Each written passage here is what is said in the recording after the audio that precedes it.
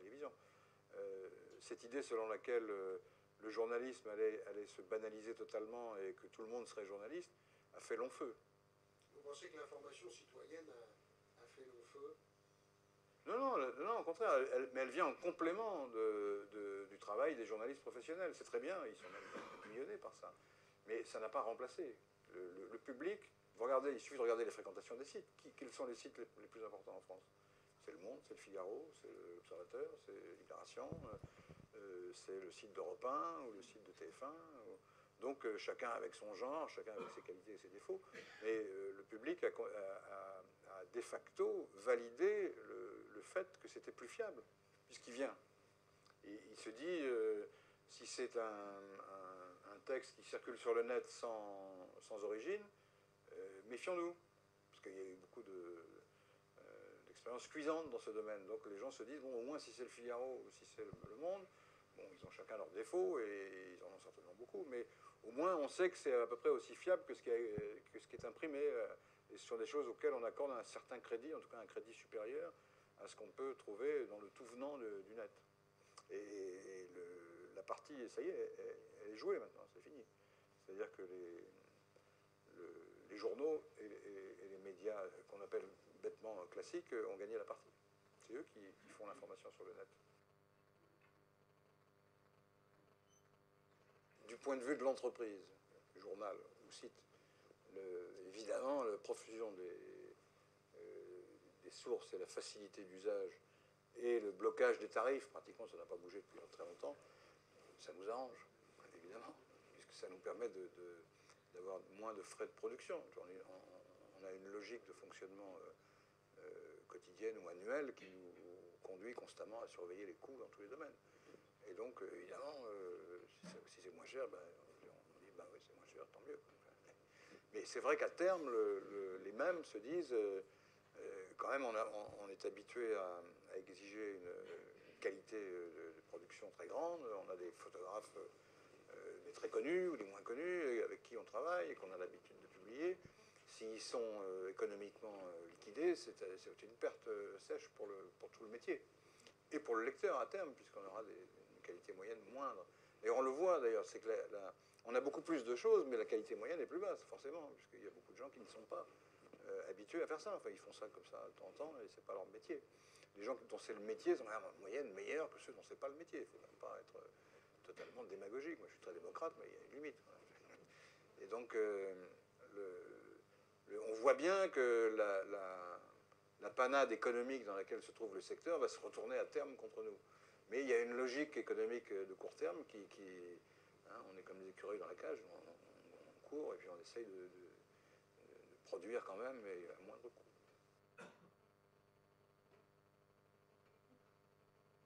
Sur le principe, je suis pour, j'aimerais voir quelles conséquences ça a pour les finances.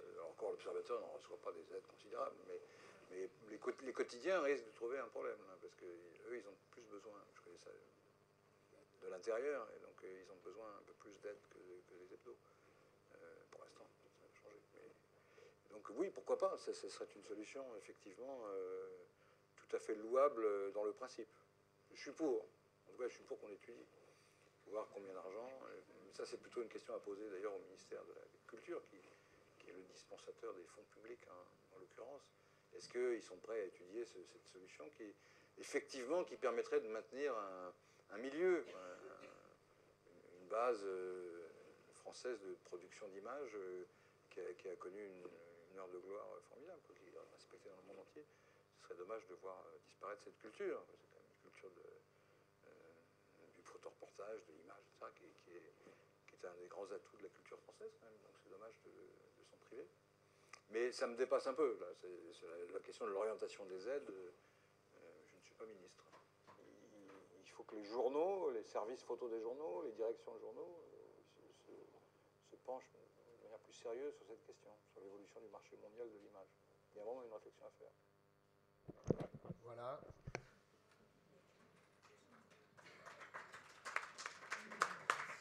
L'intervention de Jules Geoffrin.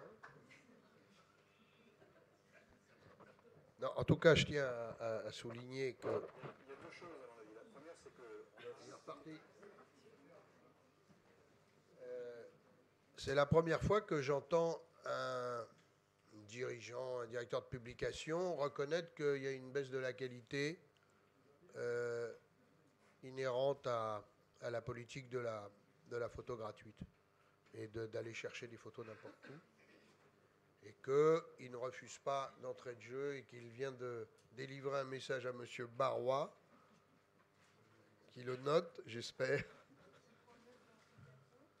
et que c'est le prochain... L'association Page, nous avons été auditionnés par la mission Lescure, comme l'a rappelé Mario Fourmi tout à l'heure. C'est une des recommandations que nous avons faites, qui a été évidemment reçue avec attention par la mission Lescure. Je pense que c'est la seule mesure d'urgence qui peut, dans l'immédiat, sans parler de sa pérennité, mais qui, dans l'immédiat, peut sortir notre secteur du marasme. Alors, nous avons donc parlé de la situation de la presse. L'aspect juridique, si nous voulons être pris au sérieux, je rappelais tout à l'heure que les photographes n'ont pas de major à opposer à la presse. Vous entendrez M. Toubon parler tout à l'heure du pot de fer et du pot de terre. Nous n'avons pas de major à opposer à M. Lagardère ou à M. Dassault. Donc, nous devons être forts au plan juridique. C'est pour ça que dans ce colloque, je remercie beaucoup les juristes qui ont bien voulu venir pour nous faire part de leurs réflexions, de leurs études. Donc, M. Hubert Bitan, docteur en droit, qui est ingénieur informaticien et, si je ne me trompe, agréé, dit-on, auprès de la Cour de cassation, a une connaissance tout à fait spécifique de ce domaine, et il nous a proposé de parler de ce distinguo fondamental entre hébergeurs et diffuseurs. Vous savez qu'un certain nombre de plateformes numériques se présentent comme des hébergeurs, c'est-à-dire qu'ils n'endossent aucune responsabilité, ni éditoriale, ni, et cela par contrat. Quand on upload une photo chez Photolia, pour ne pas nommer la plus grosse entreprise du genre, on se met à poil en tant que photographe, littéralement, c'est-à-dire qu'on accepte même de ne pas être payé, car c'est une découverte que nous avons faite, c'est que la plateforme n'est pas obligée de payer les gens qui mettent des photos chez eux, ou chez elle. En tout cas, le distinguo entre hébergeur et diffuseur est important, et je crois que le docteur Bitan va nous en parler, enfin, j'en suis même certain. Vous préférez parler assis ou debout? Oui.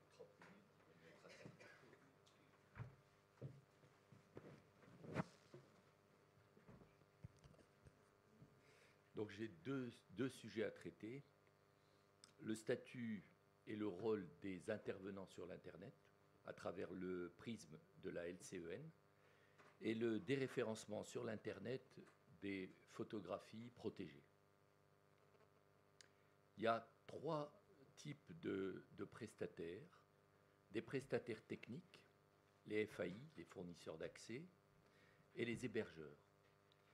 Il y a ensuite les fournisseurs de contenu, et la quatrième catégorie, c'est chacun d'entre nous, les internautes.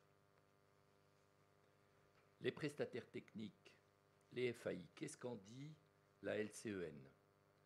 Ce sont des personnes dont l'activité est d'offrir un accès à des services de communication au public.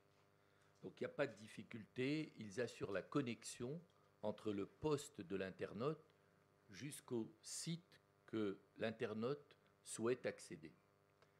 À ma connaissance, il n'y a pas de contentieux à travers l'application de la LCEN sur ce type de prestataire.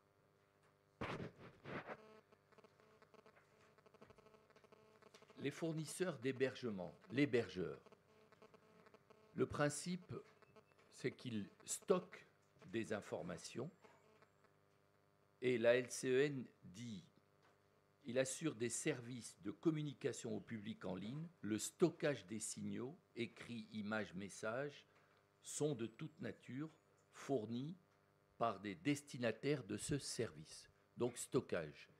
Et j'ai un parallèle qui est intéressant, c'est le parallèle que l'on fait avec le libraire. Le libraire a des livres, a des informations, mais il n'est pas responsable du contenu. En revanche, si on lui dit « attention, tel livre ne doit plus être mis en vente », il a l'obligation de l'enlever de son présentoir. Donc il y a une ressemblance entre l'hébergeur et le libraire. Alors, quelle est la particularité des hébergeurs? Donc, on vient de dire qu'il n'y a pas de responsabilité des contenus. En revanche, si on l'informe qu'il y a un élément qui se trouve sur son site et qui est là de manière illégale, qui ne répond pas qui est là sans le droit sans l'autorisation du titulaire du droit, il doit promptement le supprimer de son hébergement. Alors, quelle est la notion de promptement? Ça a été jugé par le TGI de Toulouse, qui dit que le tribunal a considéré que le fournisseur d'hébergement averti du caractère illicite d'un contenu doit agir immédiatement. Ainsi, il n'y aurait pas de délai d'action prévu, car même si la loi consacre le principe de l'irresponsabilité de l'hébergeur quant au contenu des sites hébergés, il en va différemment, selon le même article, lorsque, averti du contenu illicite d'un site, il n'en suspend pas promptement la diffusion.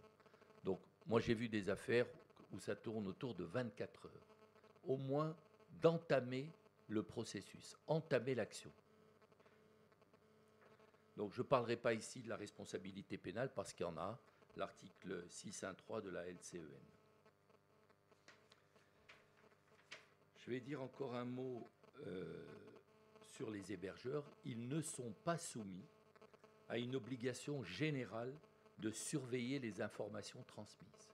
Elles sont déposées sans qu'il ait à intervenir. Et s'il intervenait en censurant des informations, en corrigeant des informations, alors il passerait la ligne jaune de l'éditeur ou du coéditeur.